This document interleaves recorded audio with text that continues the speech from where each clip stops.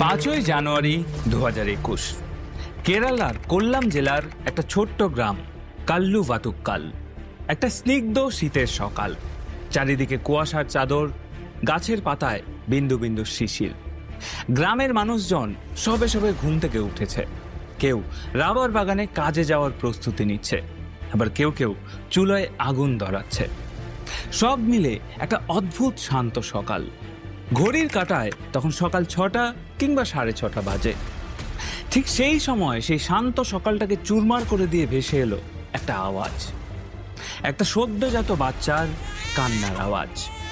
আওয়াজটা আসছে ওই গ্রামেরই একটা বাড়ির পেছন দিকের জঙ্গল থেকে। এবার স্বাভাবিকভাবেই সকাল সকাল জঙ্গলের ভেতর থেকে একটা বাচ্চার কান্নার আওয়াজ শুনে সবাই একটু অবাক হয়। ওই বাড়ির আশেপাশের আরো কয়েকজন মানুষ উৎসুক হয়ে ছুটে যায় ওই জঙ্গলের দিকে, এবং জঙ্গলে গিয়ে দেখতে পায় একটা শুকনো পাতার স্তূপ। ওই স্তূপের ভেতর থেকে আওয়াজটা আসছে। এইটা কিভাবে সম্ভব? গ্রামের লোকজন খুব সাবধানে ওই পাতাগুলো সরায়, আর ওই শুকনো পাতাগুলো সরাতেই সেখানে সবাই যা দেখতে পায় তাতে প্রত্যেকটা মানুষের বুকের ভেতর একটা মোচড় দিয়ে ওঠে। একটা একদিনের সদ্যজাত কন্যা শিশু ওই শুকনো পাতার স্তূপের ভেতর পড়ে আছে আর হাউমাউ করে কাঁদছে। সারাটা রাত ধরে তীব্র ঠান্ডায় খোলা আকাশের নিচে পড়ে থাকার কারণে বাচ্চাটার সারা শরীর রীতিমতো নীল হয়ে গেছে, আর সেই ছোট্ট শরীরটায় কামড়াচ্ছে শত শত পিঁপড়ে আর পোকামাকড়। এই দৃশ্য দেখে গ্রামের মানুষজন এক মুহূর্ত দেরি করল না। সকাল 7টার মধ্যে খবর দেওয়া হলো লোকাল পুলিশ স্টেশনে, আর তার সাথে সাথে পঞ্চায়েতের আশা কর্মীদের কাছে। এবং খুব অল্প সময়ের মধ্যেই পুলিশ এবং রেস্কিউ টিম এসে পৌঁছালো ওই জঙ্গলের ভেতরে। সবার প্রথমে বাচ্চাটাকে সেখান থেকে উদ্ধার করে নিয়ে যাওয়া হলো লোকাল প্রাইমারি হেলথ সেন্টারে। কিন্তু সেখানে গিয়ে দেখা গেল বাচ্চাটার অবস্থা অত্যন্ত আশঙ্কাজনক। এরপর ডাক্তারের পরামর্শে তাকে দ্রুত পাঠানো হলো কোল্লাম গভর্নমেন্ট মেডিকেল কলেজ হাসপাতালে, এবং সেখানে বাচ্চাটাকে স্পেশাল আইসিইউতে রেখে ডাক্তারদের একটা বড় টিম বাচ্চাটাকে বাঁচানোর জন্য আপ্রাণে। বাচ্চাটার শরীরে হাইপোথার্মিয়া হয়ে গেছে, আর পিঁপড়ের কামড়ে সারা শরীরে ছড়িয়ে পড়েছে মারাত্মক ইনফেকশন, ডাক্তারি ভাষায় যাকে বলে সেপ্টিসেমিয়া। তাই ডাক্তারদের সমস্ত চেষ্টা ব্যর্থ করে দিয়ে সেই দিন বিকেলেই হাসপাতালের বেডে শেষ নিঃশ্বাস ত্যাগ করলো ওই একদিনের সদ্যজাত শিশু। এরপর যখন বাচ্চাটার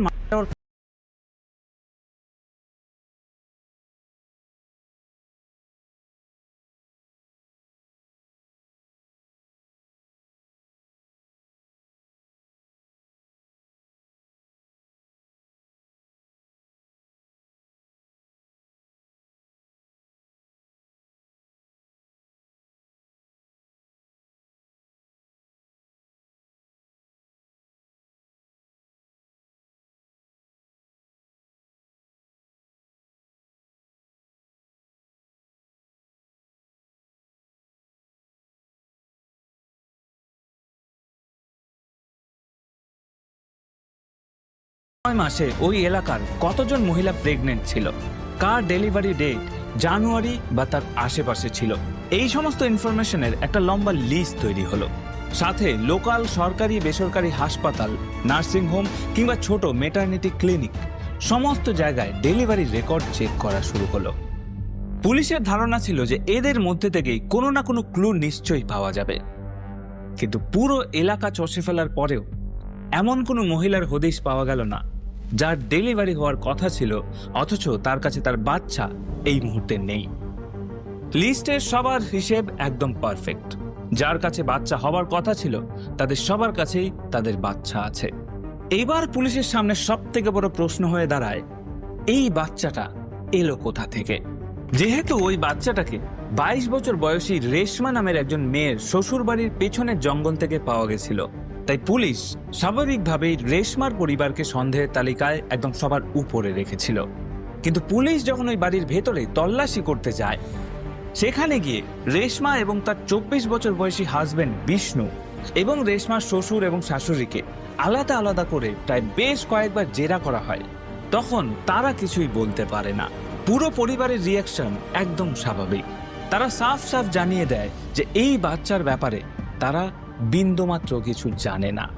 আর সেটাই স্বাভাবিক, কারণ রেশমা কখনো প্রেগনেন্ট ছিলই না। যদি রেশমা প্রেগনেন্ট থাকতো তাহলে আশেপাশের মানুষ নিশ্চয়ই সেটা দেখতে পেত। এবং তাছাড়া রেশমার হাজবেন্ড বিষ্ণুও পুলিশকে জানায় যে তাদের অলরেডি 3 বছরের একটা বাচ্চা আছে এবং তাদের আর আগামীতে সন্তান নেওয়ার কোনো ইচ্ছেও নেই। তো যথারীতি পুলিশ এক প্রকার শিওর হয়ে যায় যে এই বাচ্চাটা বাইরের এলাকা থেকে কেউ এসে এইখানে ফেলে গেছে। কিন্তু কে ফেলে গেছে এবং কোথা থেকেই বা ফেলে গেছে? এর পরের 3 মাস কেসটা একটা কমপ্লিট ডেড এন্ডে গিয়ে আটকে রইল। পুলিশ আশেপাশের এলাকার প্রত্যেকটা বাড়ির মহিলাদের সাথে কথা বলল, সন্দেহভাজন সবার ব্যাকগ্রাউন্ড চেক করলো, কিন্তু কোনো সূত্রই পাওয়া গেল না।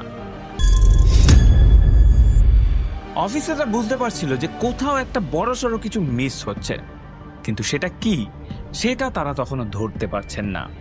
অবশেষে মে মাসের মাঝামাঝি এসে কোল্লাম জেলা পুলিশ একটা বড় সিদ্ধান্ত নেয়। পুলিশ ঠিক করে এইবার এই কেসটাতে সায়েন্টিফিক ইনভেস্টিগেশন দরকার। পুলিশ ওই বাচ্চাটাকে যেখানে পাওয়া গেছিল তার আশেপাশে থাকা অনেক মহিলার সাথে কথা বলেছেন এবং তাদের মধ্যে থেকে যাদের কথাবার্তায় বা আচরণে একটু মাত্র সন্দেহ লেগেছে এইরকম মোট 9 জন মহিলার একটা ফাইল বানানো হলো। সিদ্ধান্ত নেওয়া হলো যে এই 9 জনের ব্লাড স্যাম্পল নিয়ে ল্যাবে পাঠানো হবে মৃত শিশুটির ডিএনএর সাথে ম্যাচ করানোর জন্য। কারণ মানুষ মিথ্যে বলতে পারে, অভিনয় করতে পারে, কিন্তু ডিএনএ কখনো মিথ্যে বলে না। আর পুলিশের এই একটা সিদ্ধান্তই পরবর্তী সময়ে এমন এক ভয়ঙ্কর সত্যের দরজা খুলে দিয়েছিল যা পুরো ভারতবর্ষকে রীতিমতো কাঁপিয়ে দিয়েছিল। 2021 সালের মে মাসের শেষ সপ্তাহে কাল্লুভাতুক্কাল থানার পুলিশ লোকাল আদালত থেকে স্পেশাল পারমিশন নিয়ে রেশমা সহ ওই 9 জন সন্দেহভাজন মহিলার ব্লাড স্যাম্পল সংগ্রহ করল। এরপর সেই স্যাম্পলগুলোকে সিল করে পাঠানো হলো ত্রিভেন্দ্রমের ফরেন্সিক ল্যাবে। উদ্দেশ্য একটাই, মৃত নবজাতকের শরীর থেকে পাওয়া ডিএনএর সাথে এই 9 জনের মধ্যে কারোর ডিএনএ ম্যাচ করছে কিনা সেটা দেখা। এরপর শুরু হলো অপেক্ষা। অবশেষে 17 জুন সকাল প্রায় 11টার দিকে ত্রিভেন্দ্রমের ফরেন্সিক ল্যাব থেকে সেই বহু প্রতীক্ষিত রিপোর্টটা এসে পৌঁছালো কোল্লাম জেলা পুলিশের সিনিয়র অফিসারদের টেবিলে। খামটা খুলে রিপোর্টটা পড়তেই পুলিশ অফিসারদের চোখ কপালে উঠে গেল। ফরেন্সিক রিপোর্টে স্পষ্টভাবে লেখা ছিল যে মৃত শিশুটির জেনেটিক ম্যাটেরিয়াল ওই 9 জনের মধ্যে একজনের ডিএনএর সাথে 100% মিলে গেছে। আর সেই মহিলা আর কেউ নয়, স্বয়ং রেশমা। যে মেয়েটা গত 5 মাস ধরে পুলিশের সামনে দাঁড়িয়ে অনায়াসে অভিনয় করে যাচ্ছিল, সেই রেশমাই ছিল এই হতভাগ্য নবজাতকের জন্মদাত্রী মা। রিপোর্টটা পাওয়ার পর পুলিশ আর এক মুহূর্তও সময় নষ্ট করল না। ওই দিনই কোল্লাম জেলা পুলিশের একটা স্পেশাল টিম সোজা গিয়ে হাজির হলো রেশমাদের বাড়িতে। পুলিশ আচমকা ঘরে ঢুকে রেশমাকে সরাসরি ল্যাবের ডিএনএ রিপোর্টের কথা জানায়। প্রথমে রেশমা পুরো বিষয়টা অস্বীকার করে, কিন্তু পুলিশ যখন তাকে বুঝিয়ে দিল যে এই রিপোর্টের উপর আর কোনো কথা হয় না, তখন রেশমার মুখের সমস্ত রং উড়ে গেল। রেশমা খুব ভালো মতোই বুঝে গেল যে এইবার তার বাঁচার আর কোনো রাস্তা নেই। পুলিশ রেশমাকে সেখান থেকে সরাসরি নিয়ে যায় কাস্টাডিতে এবং কাস্টাডিতে অনেকক্ষণ জেরা করার পর অবশেষে রেশমা নিজের মুখেই স্বীকার করলো ওই মৃত বাচ্চাটা তারই ছিল। কিন্তু প্রশ্ন হচ্ছে কেন রেশমার সন্তানকে এইভাবে জঙ্গলে ফেলে আসতে গেল? আর তার থেকেও বড় কথা, এলাকার কোনো মানুষ দেখতে পায়নি যে রেশমা প্রেগনেন্ট, অথচ রেশমা প্রত্যেক দিন এলাকার মানুষদের সাথে কথা বলতো, কাজ করত এবং তাদের সাথে মিলেমিশে থাকতো। এবার এই বিষয়টা খুবই অদ্ভুত লাগছিল পুলিশের। যাই হোক, তো এই স্বীকারোক্তির পর পুলিশ বাকি আইনি প্রক্রিয়া শেষ করে 22 জুন রেশমাকে অফিসিয়ালি গ্রেফতার করলো এবং আদালতও তাকে 14 দিনের জন্য জুডিশিয়াল কাস্টাডির নির্দেশ দিল। অন্যদিকে রেশমার গ্রেফতারের খবর পেয়ে পুরো এলাকা রীতিমতো তোলপাড় হয়ে গেছিল। কিন্তু সব থেকে বড় ধাক্কাটা খেয়েছিল রেশমার স্বামী বিষ্ণু আর রেশমার শ্বশুর শাশুড়ি। বিষ্ণু পেশায় রাবার বাগানের একজন দিনমজুর। রেশমার গ্রেফতারের পর সে মানসিকভাবে একদম ভেঙে পড়ল। বিষ্ণু কিছুতেই বুঝতে পারছিল না এটা রেশমার বাচ্চা কি করে হতে পারে, কারণ সে তার বউকে খুব ভালো করেই চেনে এবং দেখেছে, প্রত্যেক দিন তার সাথে ঘর করেছে। এবং সে খুব ভালো করেই জানে যে রেশমা প্রেগনেন্ট ছিল না। তাহলে এই বাচ্চাটা এলো কোথা থেকে?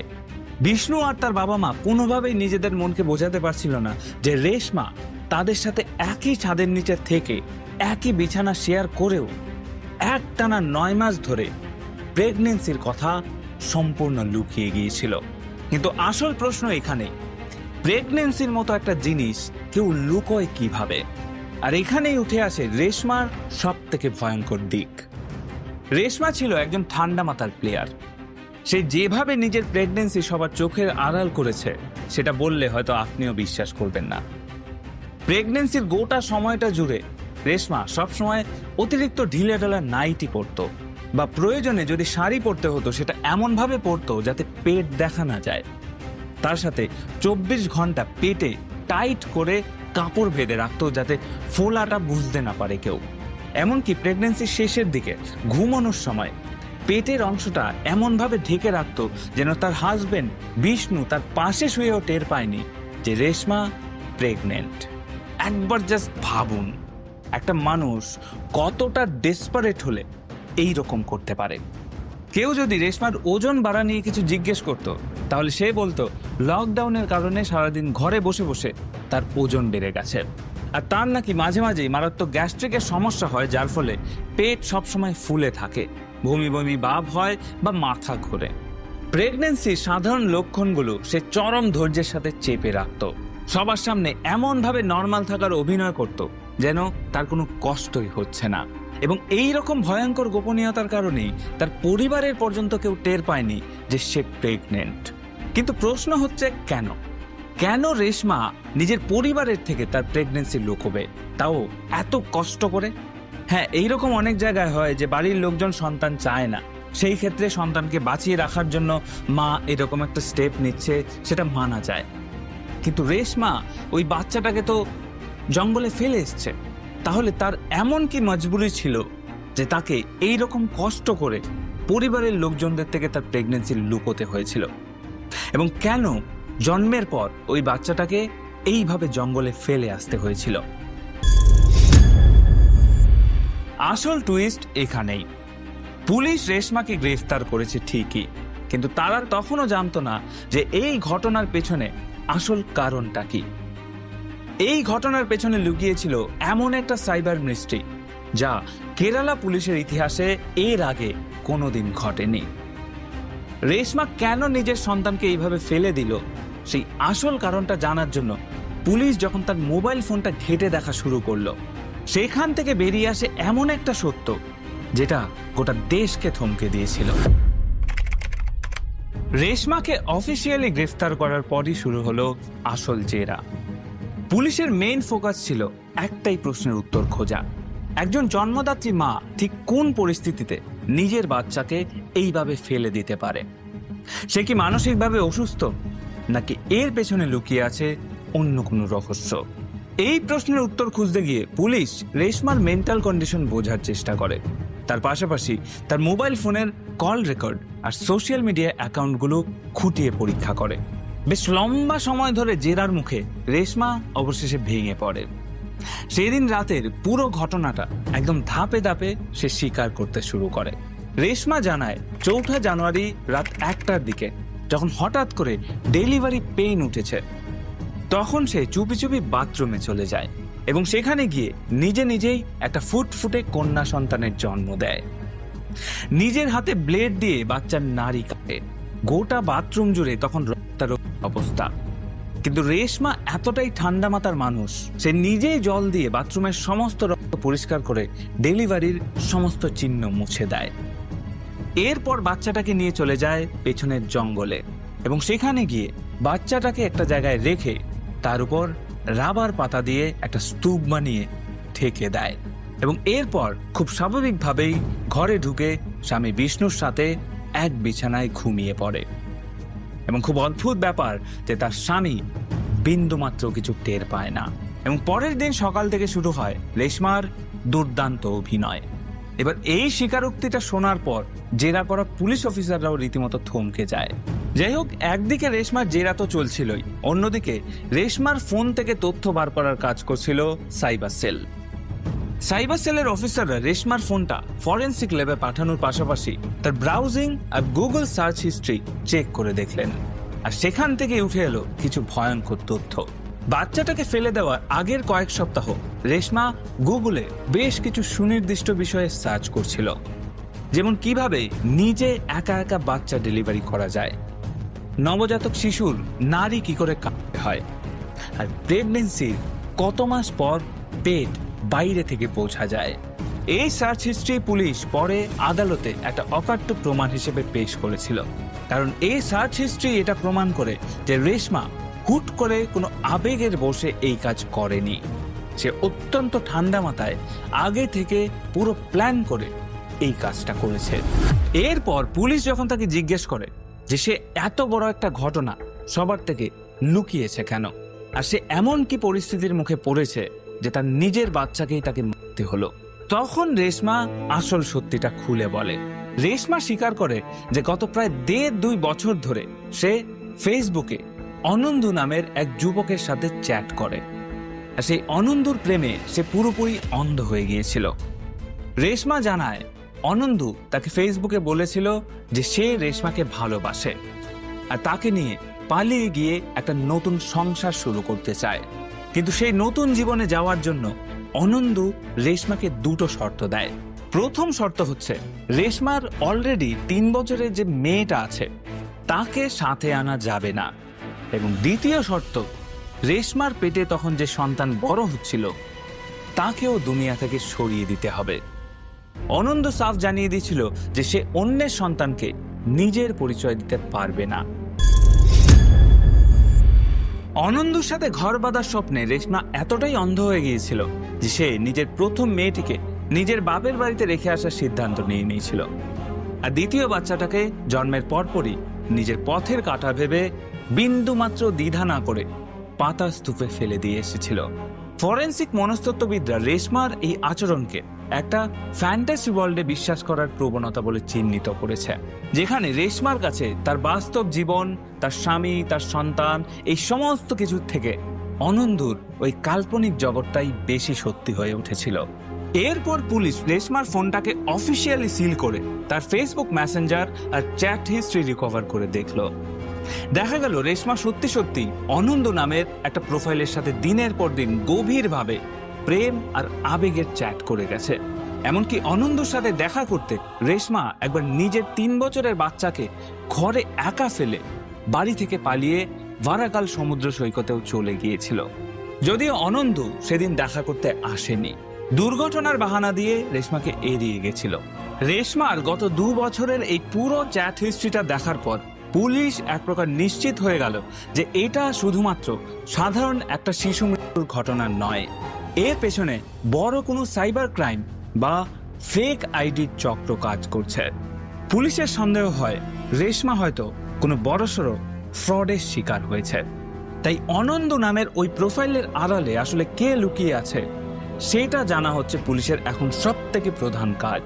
এবং পুলিশ ওই ফেসবুক অ্যাকাউন্টটার আইপি অ্যাড্রেস ট্র্যাক করার জন্য রীতিমতো যুদ্ধকালীন তৎপরতায় কাজ শুরু করে। কিন্তু তারা তখনও জানতো না যে এই আইপি অ্যাড্রেস ট্র্যাকিং তাদেরকে এমন একটা জায়গায় নিয়ে যাবে যেটা তারা স্বপ্নেও ভাবতে পারেনি, অথচ সেই জায়গাটা সব সময় তাদের চোখের সামনেই ছিল। তদন্তে দেখা যায় যে আইপি অ্যাড্রেস আর ইন্টারনেট কানেকশন ব্যবহার করে অনন্দুর প্রোফাইল থেকে রেশমার সাথে চ্যাট করা হতো সেটা রেশমার বাড়ির একদম কাছাকাছি লোকেশনে একটা মোবাইল থেকে অপারেট করা হতো। এবং এই জিনিসটা জানার পর আরেকটু গভীরে যেতেই আসল সত্যিটা বেরিয়ে এলো।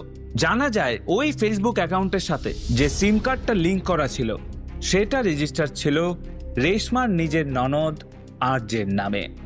এই ক্লুটা পাওয়ার সাথে সাথেই পুলিশ রেশমার 23 বছর বয়সী ননদ আরজার বাড়িতে পৌঁছে যায়, কিন্তু বাড়ি গিয়ে দেখে সেখানে আরজা নেই। তারপর পুলিশ স্টেশন থেকে থানায় হাজিরা দেওয়ার জন্য একটা নোটিশ পাঠানো হয়, কিন্তু নোটিশটা পাঠানো হয় 2 জনকে। এক 23 বছর বয়সী রেশমার ননদ আরজা, আর দ্বিতীয়ত আরজার দেওরের স্ত্রী 22 বছর বয়সী গ্রীষ্মা। এবার এইখানে একটা জিনিস বলে রাখি, এই রেশমা, গ্রীষ্মা এবং আরজা ওরা 3 জনেই কিন্তু খুব ভালো বন্ধু ছিল এই কথাটা কেন জানিয়ে রাখলাম সেটা একটু পরেই বুঝতে পারবেন। যাই হোক, পুলিশের নোটিশে লেখা ছিল 26শে জুন শনিবার সকালের মধ্যে থানায় গিয়ে নিজেদের বয়ান রেকর্ড করাতে হবে। কিন্তু 26শে জুন সকালে আরজা কিংবা গ্রীষ্মা কেউই থানায় যায়নি। তারপর দুপুরবেলা যখন পুলিশ তাদের বাড়িতে যায় তাদের দুজনের স্টেটমেন্ট নিতে, তখন বাড়ি থেকে জানতে পারে তারা দুজনেই থানার উদ্দেশ্যে বেরিয়েছিল এবং তারপর আর বাড়ি ফেরেনি। পরিবারের লোকজন অনেক চেষ্টা করেও তাদেরকে ফোনে পাচ্ছে না। এবার পুলিশ এই কথাটা শুনে খুব ভালো মতোই বুঝতে পারে যে এই দুজন পালানোর মতলব করেছে, কিন্তু পালিয়ে যাবে কোথায়? এই খবরটা পাওয়ার পরেই কাল্লু ভাতুক্কাল থানার পুলিশ সাথে সাথে খুঁজতে শুরু করলো আরজা আর গ্রীষ্মাকে। বিভিন্ন জায়গায় খোঁজাখুঁজি করার পর, অনেক লোককে জিজ্ঞাসাবাদের পর একটা সিসিটিভি ফুটেজে দেখা যায় এই দুজন একটা ব্রিজের উপর দিয়ে হেঁটে যাচ্ছে এবং খুব অদ্ভুতভাবে ব্রিজের ওই পারের একটা সিসিটিভি ফুটেজে ওই দুজনকে ব্রিজের ওই পারে যেতে দেখা যায়নি। এইবার পুলিশের সন্দেহ হয় যে তারা ব্রিজের মাঝখান থেকেই কোথাও গায়েব হয়ে গেছে। এবার ব্রিজের মাঝখান থেকে গায়েব হওয়া মানেই জলে ডুব দেওয়া। এইবার পুলিশ এবং স্থানীয় ডুবুরির দল ইতিকখারা নদী আর তার আশেপাশে জোর কদমে সার্চ অপারেশন শুরু করলো। কিন্তু এই সার্চ অপারেশনের ফলাফল ছিল অত্যন্ত মর্মান্তিক। পরের দিন মানে 27শে জুন বিকেলের দিকে ইতিকখারা নদী থেকে প্রথমে ভেসে আসে আরজার মৃতদেহ, আর তার ঠিক পরের দিন 28শে জুন সোমবার সকালে পাওয়া যায় গ্রীষ্মার মৃতদেহ। পোস্টমর্টমে ডাক্তাররা নিশ্চিত করে যে তারা দুজনেই 26শে জুন দুপুরের দিকে নিজেরাই নদীতে ঝাঁপ দিয়েছে। এবার প্রশ্ন হচ্ছে, শুধুমাত্র একটা পুলিশের নোটিশের ভয়ে কেউ এইভাবে সুসাইড করে নিতে পারে? এই বিষয়টা খটকা লাগে পুলিশের। পুলিশ আবার তল্লাশি করতে যায় আরজার বাড়িতে এবং আরজার বাড়ি থেকে উদ্ধার করে একটা সুসাইড নোট। সেই নোটে আরজার নিজের হাতে লেখা খুব সংক্ষেপে কয়েকটা কথা। সে লিখেছিল, আমাদের এই মৃত্যুর জন্য অন্য কেউ দায়ী নয়, আমরা একটা খুব বড় ভুল করে ফেলেছি, আর সেই অপরাধ বোধ থেকেই আমরা নিজেদেরকে শেষ করে দেওয়ার সিদ্ধান্ত নিচ্ছি। এবার পুলিশ এই চিঠিটা পড়ে খুব ভালো মতোই বুঝতে পারে যে তারা কোনো অনুশোচনা থেকে এই কাজ করেছিল। কিন্তু প্রশ্ন হচ্ছে, কিসের অনুশোচনা? আর যে ভুলের কথা ওই নোটে লেখা আছে, কি সেই ভুল? এই প্রশ্নের উত্তর খুঁজতে গিয়ে পুলিশ গ্রীষ্মার একজন ক্লোজ বন্ধুর সন্ধান পায়। 26শে জুন সকালে তার মাত্র 8 ঘন্টা আগে গ্রীষ্মা ওই বন্ধুকে ফোন করে কান্নায় ভেঙে পড়েছিল। পরবর্তীতে সেই বন্ধুর বয়ান আর আরজার ঘর থেকে পাওয়া একটা ব্যক্তিগত ডায়েরি থেকেই অবশেষে এই কেসের সব থেকে নির্মম আর আসল সত্যিটা পুলিশের সামনে উঠে আসে। পুলিশি তদন্তে আর সাইবার সেলের রিপোর্টে এটা 100% প্রমাণিত হয় যে রেশমা যার প্রেমে পাগল ছিল, সেই অনন্ত নামের কোনো বাস্তব মানুষের অস্তিত্ব এই পৃথিবীতে কোনোদিন ছিলই না। এই পুরো বিষয়টাই ছিল আরজা আর গ্রীষ্মার নিজেদের সাজানো একটা মারাত্মক প্র্যাঙ্ক। আগে হ্যাঁ, আরজা আর গ্রীষ্মা মিলেই রেশমার সাথে প্র্যাঙ্ক করার জন্য ওই অনন্ত নামের ফেক আইডিটা বানিয়েছিল ফেসবুকে। কিন্তু তারাও হয়তো তখন কল্পনা করতে পারেনি যে এই একটা প্র্যাঙ্ক এইরকম ভয়ঙ্কর রূপ নিতে পারে। আসলে রেশমা সারাদিন মোবাইল নিয়ে মগ্ন থাকতো। ফেসবুক আর মেসেঞ্জারে অচেনা মানুষদের সাথে চ্যাট করতে করতে নিজের 3 বছরের ছোট্ট মেয়ের প্রতি খেয়ালও রাখতো না, ঘরের কোনো কাজকর্মও করতো না। এই নিয়ে রেশমার স্বামী বিষ্ণু, মানে যে আরজার নিজের ভাই, সে প্রায় দিদির কাছে এসে আক্ষেপ করত, মন খারাপ করত। আর ভাইয়ের এই কষ্ট দেখে আরজা তার যা গ্রীষ্মার সাথে মিলে একটা প্ল্যান করলো। রেশমাকে একটা উচিত শিক্ষা দিতে হবে, আর সে আসলেই কোনো ছেলের চক্করে পড়ে কিনা সেটাও পরীক্ষা করে দেখতে হবে। এই উদ্দেশ্য নিয়ে 2020 সালের মাঝামাঝি সময়ে আরজা নিজের নামে একটা নতুন সিম কার্ড নেয়। গ্রীষ্মার মোবাইলে অনন্ত নামের একটা হ্যান্ডসাম ছেলের ছবি দিয়ে ফেক ফেসবুক অ্যাকাউন্ট তৈরি করে। এরপর রেশমাকে ফ্রেন্ড রিকোয়েস্ট পাঠানো হয়, কিন্তু রেশমার চ্যাটিং এর স্টাইল দেখে তারা নিজেরাই অবাক হয়ে যায়। তারা অনন্ত সেজে রেশমাকে যেভাবে নাচাতো, রেশমা সেভাবেই নাচতো। রেশমা তার আসল পরিচয় কিংবা তার স্বামী বিষ্ণুকে তার কতটা অসহ্য লাগে, ঘরের সমস্ত অশান্তি সবকিছু ওই কাল্পনিক অনন্তর কাছে উগরে দিতে শুরু করে। আর ওদিকে আরজা আর গ্রীষ্মা নিজেদের ফোনে রেশমার এই পাগলামি দেখে হাসাহাসি করত, ভাবতো সঠিক সময়ে চ্যাটের স্ক্রিনশট দেখিয়ে রেশমাকে চরম শিক্ষা দেওয়া হবে। কিন্তু 2021 সালের জানুয়ারির দিকে এসে এই সাধারণ খেলাটা তাদের নিয়ন্ত্রণের বাইরে চলে যায়। রেশমা অনন্দুকে নিজের প্রেগন্যান্সির খবর জানাতেই আরজা আর গ্রীষ্মা মারাত্মক ভয় পেয়ে গেল। তারা রেশমাকে দূরে ঠেলার জন্য অনন্দুর আইডি থেকে মেসেজ করলো যে আমি অন্যের বাচ্চা নিজের করে নিতে পারবো না, যদি আমার সাথে থাকতে চাও তবে ওই বাচ্চাকে দুনিয়া থেকে সরিয়ে দিতে হবে। এবার তারা তখন ভেবেছিল এই কঠিন শর্ত পেয়ে হয়তো রেশমা ভয়ে চ্যাট করা বন্ধ করে দেবে, কিন্তু তারা তখন স্বপ্নেও ভাবতে পারেনি যে রেশমা ভেতর ভেতর ততদিনে একটা দানবে পরিণত হয়েছে। সে সত্যি সত্যি নিজের সদ্যজাত সন্তানকে মেরে ফেলবে। এরপর 5ই জানুয়ারি যখন রেশমার বাড়ির পেছনের জঙ্গল থেকে বাচ্চাটা উদ্ধার হয়, তখন আরজা আর গ্রীষ্মার পায়ের নিচের মাটি সরে যায়। জানুয়ারি মাস থেকে জুন মাস পর্যন্ত দীর্ঘ 5 মাস ধরে তারা প্রতিদিন নিজেদের চোখের সামনে দেখছিল নিরপরাধ ভাই বিষ্ণু আর তার পরিবার পুলিশি জেরার মুখে পড়ছে। প্রত্যেকটা মুহূর্তে তারা জানতো ওই জঙ্গল থেকে উদ্ধার হওয়া ওই মৃত শিশুটির খুনের পেছনে তারাও দায়ী। কিন্তু লোক লজ্জা আর রেশমার সংসার ভেঙে যাওয়ার ভয়ে তারা কাউকে সত্যিটা মুখ ফুটে বলতে পারেনি। অবশেষে 17ই জুন যখন ডিএনএ রিপোর্টে রেশমা ধরা পড়ল আর 25শে জুন পুলিশের নোটিশ সরাসরি তাদের হাতে পৌঁছালো, তখন তারা বুঝে গেল যে এবার তারা ফেঁসে গেছে। আর সেই অপরাধ বোধ আর লোক লজ্জার ভয় বহন করতে না পেরে দুটো তরতাজা প্রাণ ঝরে গেল ইথিক্কারা নদীর বুকে। এরপর 5ই জুলাই 2021 দুপুর আনুমানিক 2টো থেকে 3টের মধ্যে কোল্লাম জেলা পুলিশের তদন্তকারী অফিসাররা গিয়ে পৌঁছালেন ত্রিভেন্দ্রামের আত্মা কোলাঙ্গার নারী কারাগারে। সেখানে তখন জুডিশিয়াল কাস্টাডিতে বন্দী রেশমা।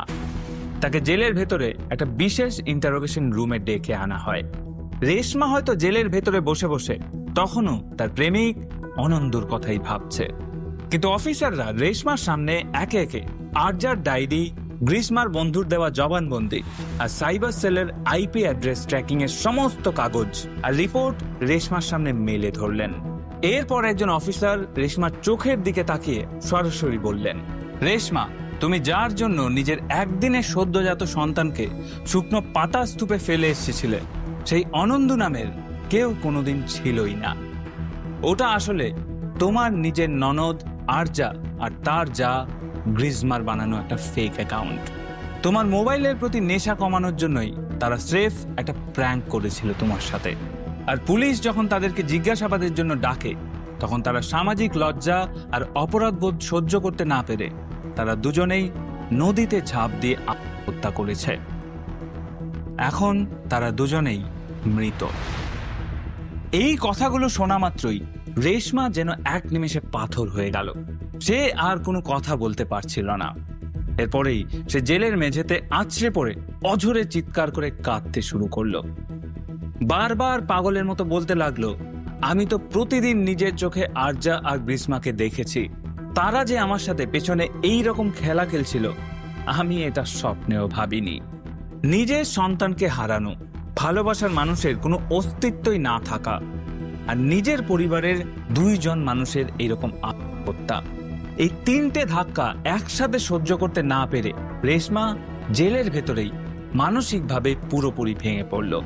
তার মেন্টাল কন্ডিশন এতটাই খারাপ হয়ে যায় যে কয়েকদিন জেলের ডাক্তারদের কড়া নজরদারিতে রাখতে হয়েছিল। এরপর পুলিশ দ্রুত তদন্তের বাকি কাজ শেষ করে এবং 2021 সালের সেপ্টেম্বরের মাঝামাঝিতে কোল্লাম জেলা পুলিশ আদালতে ফাইল করে একটা বিরাট বড় চার্জশিট। রেশমার বিরুদ্ধে ভারতীয় দণ্ডবিধি 302 ধারায় খুন আর 317 ধারায় শিশু পরিত্যাগের মামলা সাজায়। ল্যাবের পজিটিভ ডিএনএ রিপোর্ট আর ফেসবুক চ্যাটের যাবতীয় ডিজিটাল ডেটা প্রমাণ হিসেবে জমা দেওয়া হয়। অন্যদিকে আরজা আর গ্রীষ্মার আত্মহত্যার কেসটা অপমৃত্যু হিসেবে চিহ্নিত করে ফাইলটা বন্ধ করে দেওয়া হয়, কারণ এখানে মূল চরিত্ররা আর বেঁচে নেই। এর কিছুদিন পর 21শে অক্টোবর 2021 কেরালার হাইকোর্ট রেশমাকে শর্ত সাপেক্ষ জামিন মঞ্জুর করে এবং জামিন পেয়ে রেশমা জেল থেকে বেরোয়। কিন্তু বাইরের সমাজ তার জন্য আরো কঠিন হয়ে দাঁড়ায়। রেশমা বাপের বাড়িতে ফিরে গেলেও তার স্বামী বিষ্ণু আর শ্বশুরবাড়ির লোকজন তাকে আর কোনোদিন গ্রহণ করেনি।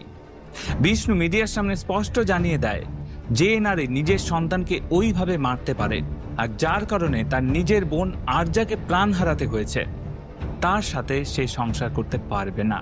তাই বিষ্ণু আইনিভাবে রেশমার থেকে আলাদা হয়ে যায়।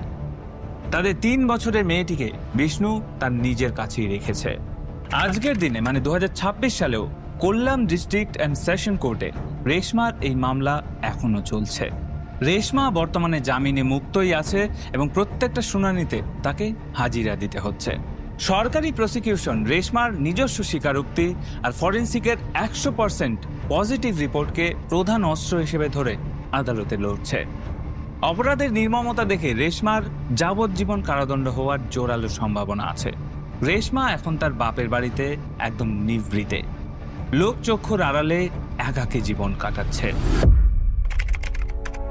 একবার ভাবুন, একটা ফেক ফেসবুক প্রোফাইল, একটা দায়িত্ব জ্ঞানহীন প্র্যাঙ্ক আর একটা মেয়ের অন্ধ ভালোবাসা, এই 3টে জিনিস মিলে কি হলো শেষ পর্যন্ত? একটা নিষ্পাপ নবজাতক পৃথিবী থেকে চলে গেল, 2টো তরুণ প্রাণ নদীর বুকে হারিয়ে গেল, আর একটা সুখের পরিবার চিরতরে ধ্বংস হয়ে গেল। ভাবুন, আরজা আর গ্রীষ্মা যখন ওই ফেক অ্যাকাউন্ট খুলেছিল তখন তাদের মাথায় ছিল শুধু ভাইয়ের কষ্ট কমানো। উদ্দেশ্যটা হয়তো খারাপ ছিল না, কিন্তু একটা সিদ্ধান্তের পরিণতি কতটা ভয়ঙ্কর হতে পারে সেটা তারা বুঝতে পারেনি। আর যখন বুঝতে পেরেছে তখন তারাও চলে গেছে না ফেরার দেশে। আর রেশমা